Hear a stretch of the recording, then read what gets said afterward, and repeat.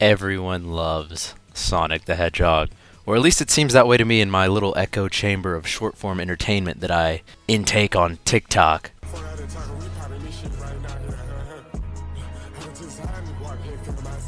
With the recent release of the third live-action Sonic movie, there's been a huge uptick in the amount of just general Sonic media consumption by people in general. And this has led to a ton of fun stuff, like speculating what the fourth movie will be about.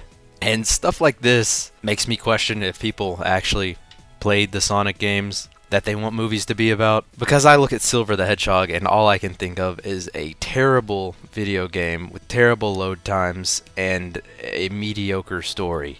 But I'm not here to criticize people's fan theories and how people apparently actually like Sonic 06. I'm here to talk about what all this really means. The real opportunity that SEGA is being handed by having this huge positive light shown on Sonic. Chao. SEGA has actually really acknowledged the existence of Chao for the first time in what feels like forever. Sonic's crew actually visits a, quote, Chao Garden in the movie with people dressed up as Chao from the games. Best part of the movie, by the way. Except for the Konnichiwa. I don't think anyone liked that part.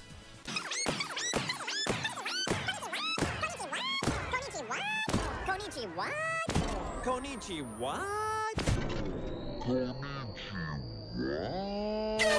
Anyways, Chao were first introduced to the world in 1998 when Sonic Adventure released in Japan and then next year in America. And what Chao are they are these little tiny creatures that you as the player are able to raise like pets in the Sonic Adventure games. They live in these places called the Chao Garden, and while I think Chao were pretty good in Sonic Adventure 1, Sonic Adventure 2 is where they really took the next step forward, and in my opinion, pretty much perfected the art of a mini-game within a game.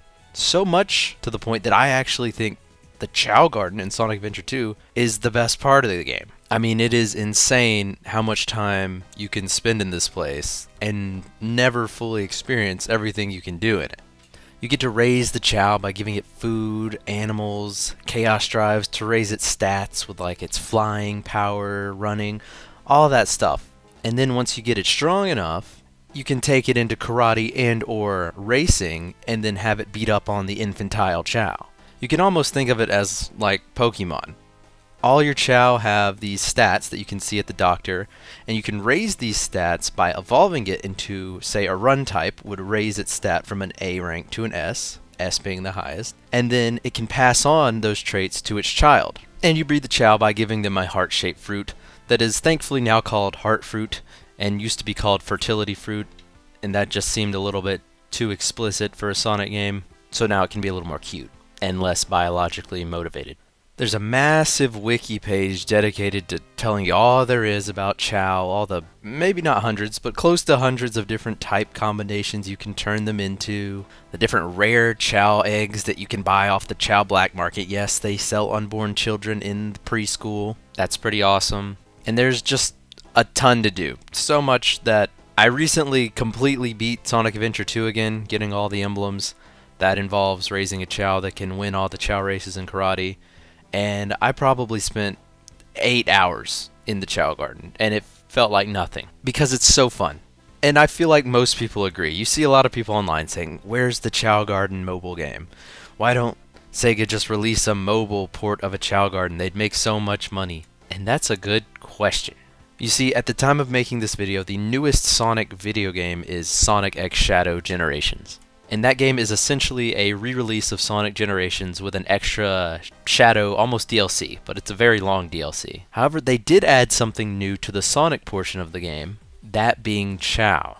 But don't get excited, because all Chao are in this game are little collectibles in each level that when you pick up, they just hang out around the front of every stage. Don't get me wrong, it's cool that they're acknowledging all these Chao. You get all the weird combinations from the Sonic Adventure games that you can find. But they've done this before.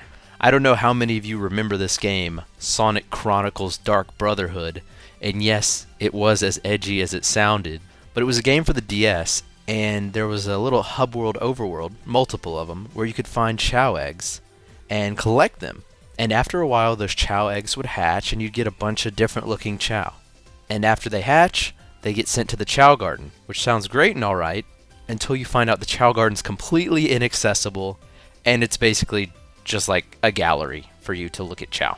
That's what we have in Sonic Shadow Generations, essentially. I don't want to complain too much, though, because I'm pretty sure this is the first time since that game that Chao have even served as a collectible, but it's still a gross underutilization of a very deep and well-crafted little mini-game that they have not used for over 20 years.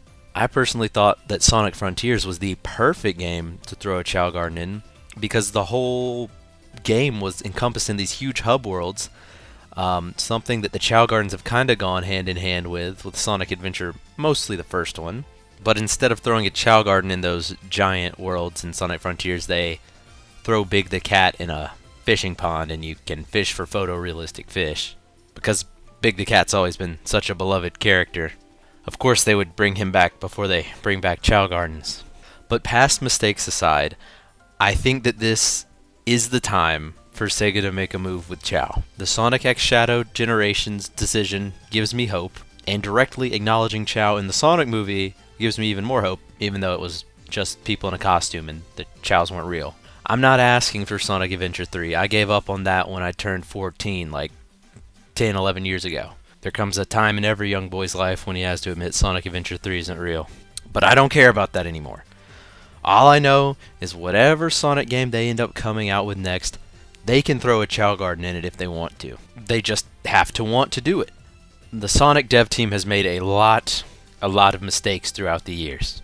But I think recently they've been getting right with themselves. Bringing back the Chao Garden would be like solving world hunger. If the world was me and the hunger was Chao. So please, it's been 24 years. I can't wait 24 more. If I see one more random Chao billboard in a Sonic game without any actual Chao, I'm gonna lose it. SEGA, do the right thing.